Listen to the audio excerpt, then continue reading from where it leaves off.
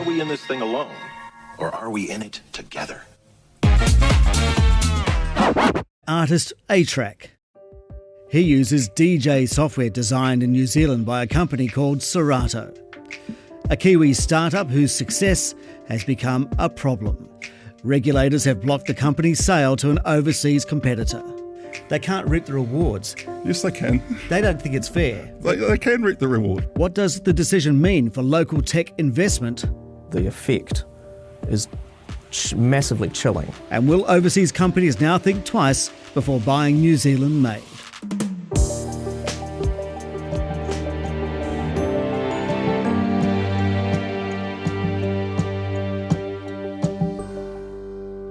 Welcome to NBR's Back in Business podcast. I'm your host, Simon Shepherd. In this episode, the $100 million Serato sales saga. For the first time, Commerce Commission Chair John Small sits down to explain why they blocked the Kiwi company's sale to an overseas competitor. Then we look at the possible effects on the startup ecosystem. And finally, Serato Chair Terry Allen talks about what's next. But first, a recap on how we got here.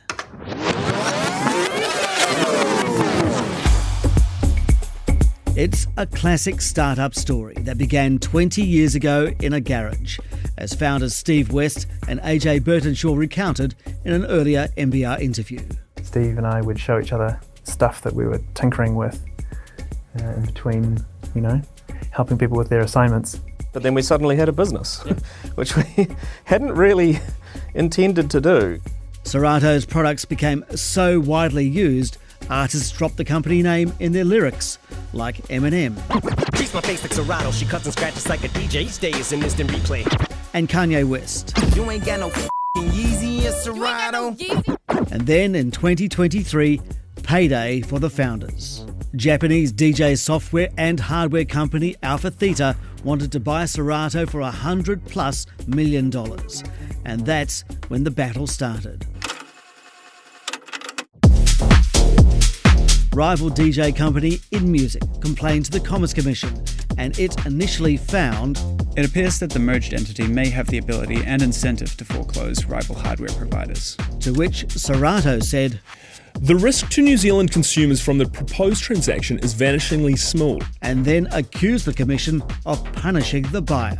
"There is no anti-competitive behaviour. They're punishing them for the potential, which would put them in breach of so many contracts." Which in turn sparked the complainant InMusic to hit back, saying Serato provided little credible evidence, speculated endlessly, and told inconsistent stories throughout the process, all in a desperate attempt to conceal the anti-competitive nature of the proposed acquisition. And after 9 months, the proposed sale was declined. The founders could not believe it. Most people are baffled by what's going on. I'd go further than that, horrified. Like I said, the effect is massively chilling on tech investment. So why did the Commerce Commission block it? The key reasons were that the sale would have, in our view, substantially lessened competition in the main product that Serato supplies, which is DJ software. And we also had concerns about the DJ hardware market as well, competition there. For the first time, Commerce Commission Chair John Small sits down to explain. So it was really a question not so much about the sale, but about who the sale was to. Right, okay. And that was to Alpha Theta. Yes. You thought those two companies, Serato and Alpha Theta combined, could shut out other DJ software and hardware companies, or had the potential to do that. That's right. Was there any evidence of that they were going to do that? So the way we do these things is we look at whether this is, there's a real risk of that happening. And it's not so much, partly it's shutting out, but it's also exploiting the power that is created just by the transaction itself. So this was, the two main providers of DJ software. So it's basically, you've got a bit of monopoly power there, so you can increase your price, reduce your quality, not have to innovate so much, that kind of thing. Okay. That was the main issue in the software market. Yep. Okay. Serato and Alpha Theta had an agreement that post-merger Serato would operate independently and be allowed to grow. Why didn't you believe them? Why didn't that address your concerns? So the the effect I referred to just before, which is in the software market, that's not really addressed by that agreement. The transaction would have given them more ability to exercise market power in that. I guess in terms of context, Serato seems to be like number one in the DJ software market, and Alpha Theta had the second most popular kind of software. Is that correct? That's correct in New Zealand, yeah. But let's talk about the size of the market in New Zealand. It seems to be a really small market. Serato, as you say, biggest player, but it says its 2023 New Zealand software sales totaled $365,000, and it compares that to a day's trading of a supermarket. Yep. Should the Commission be involved in such a small market in these kinds of decisions? Well, there's no. I mean, there is no de minimis threshold in New Zealand. What do you mean by that? What I mean is that if there's transactions that are at risk of substantially lessening competition, then by law we're obliged to look at those. So there's no minimum market size that limits the Commerce Commission's powers to investigate or rule on these things. That's right. And I'd also point out that the hardware market, which we also had concerns about, is quite a lot bigger than that. And even just in New Zealand, that's more like 2 million. And this is where Serato takes exception. The way the Commerce Commission decided how big the DJ software and hardware market is. So here's the challenge with what they did, is they took an incredibly narrow definition of the market. This is Terry Allen, Serato's chair. So they excluded cell phones, they excluded tablets, they excluded turntables, which Right. If you go to any professional gig at some point, you'll see people just mixing with good old-fashioned vinyl. And they got narrower and narrower and narrower, so they only looked at laptop software connected to decks. If you look at our true market share for DJs, we're around 10%. Serato gave the Commerce Commission an undertaking, along with Alpha Theta, that Serato would still be able to deal with all sorts of competitors and would be allowed to grow. Why do you think they didn't accept that? It's like a Minority Report crime that you're accused of committing 2 years in the future, maybe. So they assumed that one day that could happen. Did you not go far enough with the reassurance? Did you think you did everything you possibly could to outline the market to them? Was it a lack of communication on your behalf that saw them not understand what you say the market is?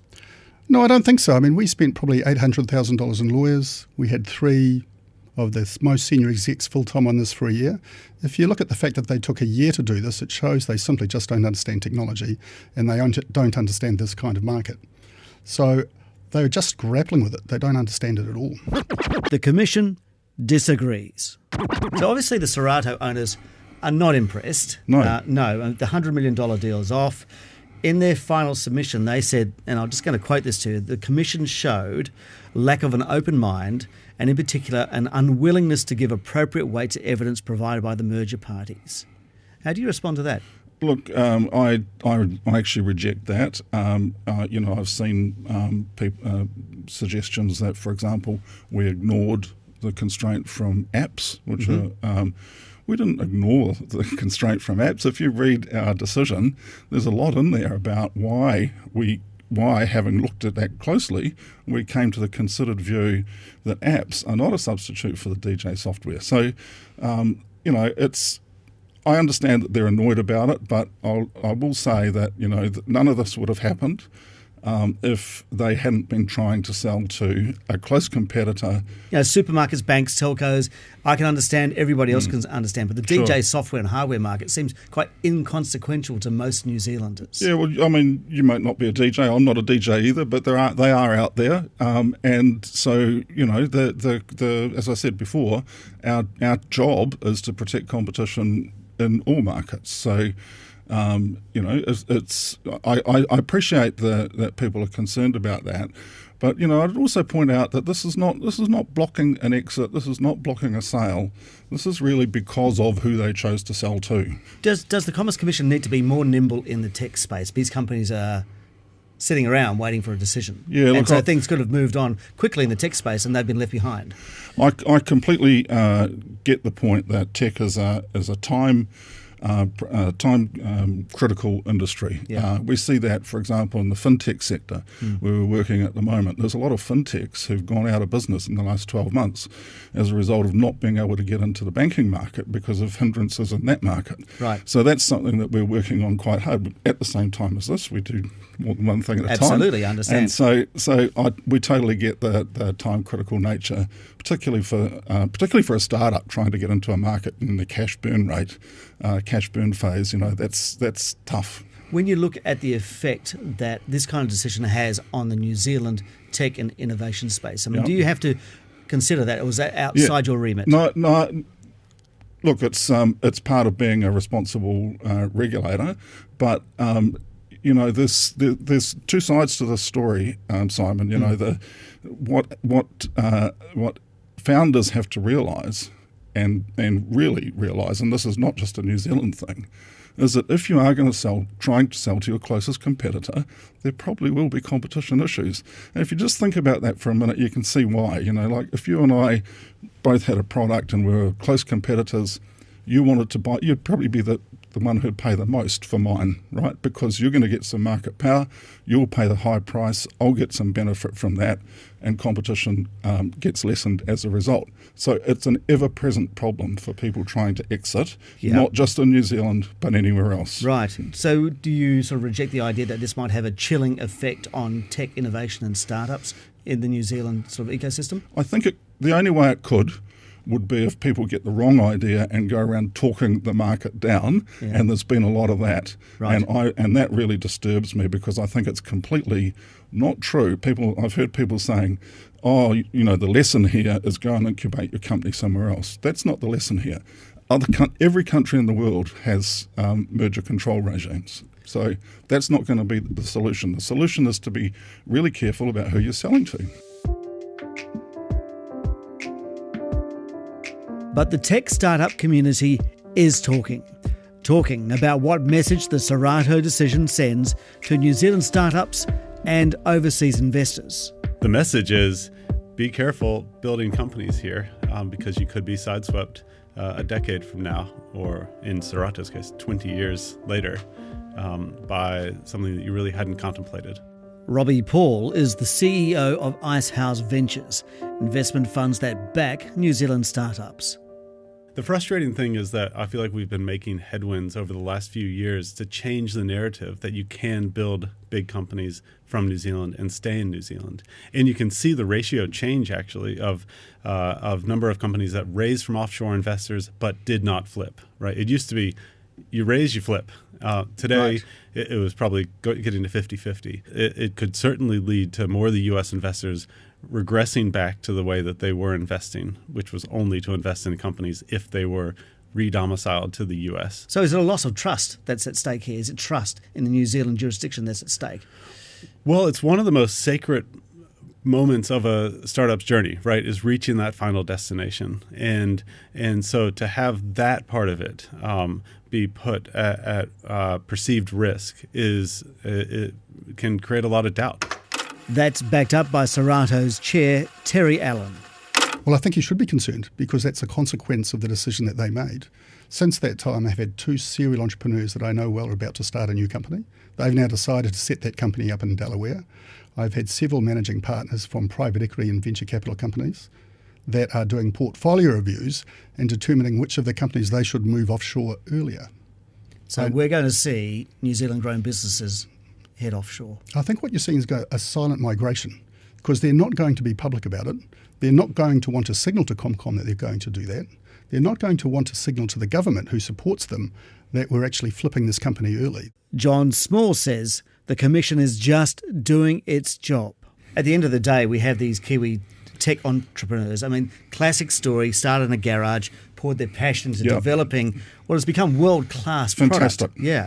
They can't reap the rewards. Yes, they can. They don't think it's fair. They can reap the rewards. How can they reap the rewards? Let's just sell it to somebody else. This is a profitable company. We've just been talking about what a fantastic, what we've heard what a great company it is. We've heard retailers of hardware who tell us that when people come in, they don't say I want this type of controller. They say I want a Serato controller, which is the software, not the hardware.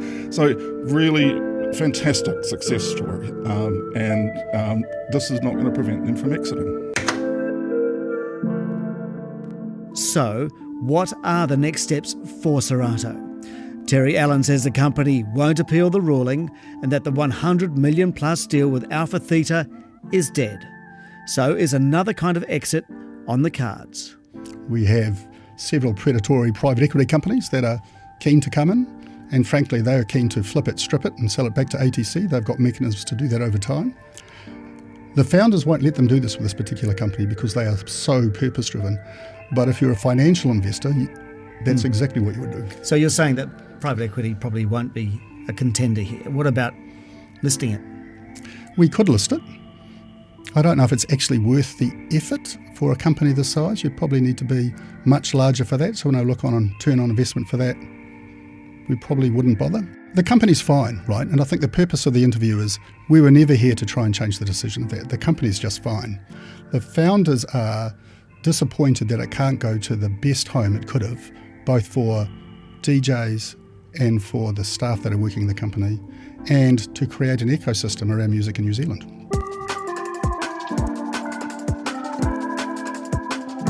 And that wraps up this episode of NBR's Back in Business podcast. All the audio clips used are listed in the podcast description. For more comprehensive and breaking business coverage, subscribe at nbr.co.nz. Thanks to Creative Director Michael Hickmott and Content Producer Joseph Hisayasu.